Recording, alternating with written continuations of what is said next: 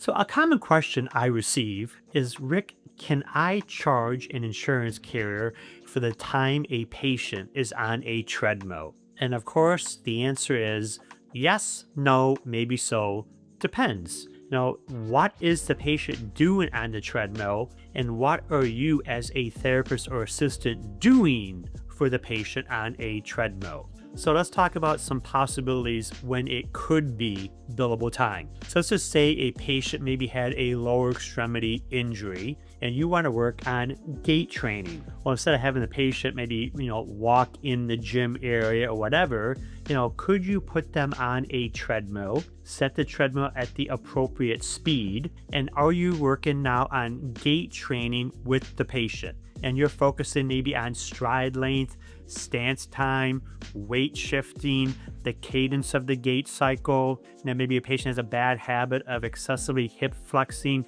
and or circumducting the hip during the swing phase of gait. Maybe they're not hitting, heel strike, foot flap, push off correctly.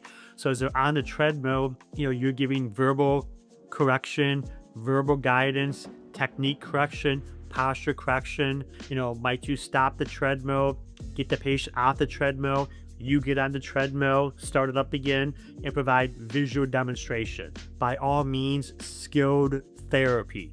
Could you also use the treadmill to maybe work on balance and coordination interventions? Again, skilled therapy, you're documenting what the patient's doing, what you're doing for the patient. Now, are there going to be instances where maybe a patient is coming to see you for therapy with a lower extremity injury and they're safe to be on a treadmill? Might you get the treadmill started for the patient and you just say, okay, Lindsay, I want you to warm up for 5 minutes, just walk. And now you leave, maybe go finish a note from a previous patient or go finish with the patient, and Lindsay's just going to warm up on the treadmill for 5 minutes. That's fine, just can't charge for that time for two reasons. Number one, you're not there, so how can you charge a one-on-one code if you're not even there? And if you were there, if she's just walking and you're just talking to Lindsay about life and what she did last weekend, what she's going to do this weekend, etc., there's no skill involved.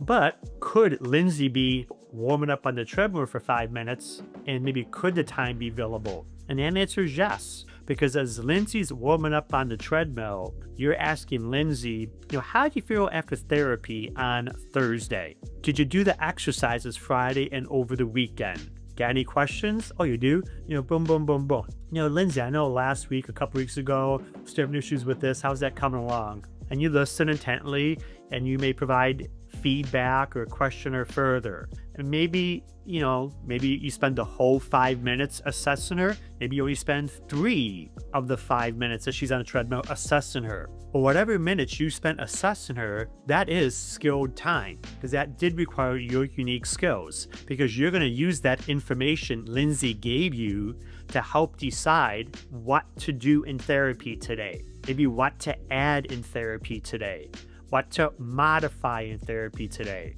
maybe what to delete in therapy today. Also, maybe that patient that you have on the treadmill, maybe they have CHF, COPD, emphysema. Are you monitoring their heart rate, their blood pressure, their O2 saturation, their respirations while they're on the treadmill? And based on that clinical data you are getting, modifying the intensity, the speed of the treadmill. Well, that does also require your unique skills as a therapist. But just a patient just warming up, walking on the treadmill, you're not even there, or you're there, but you're talking about things unrelated to therapy, would just be warm up. And that's okay.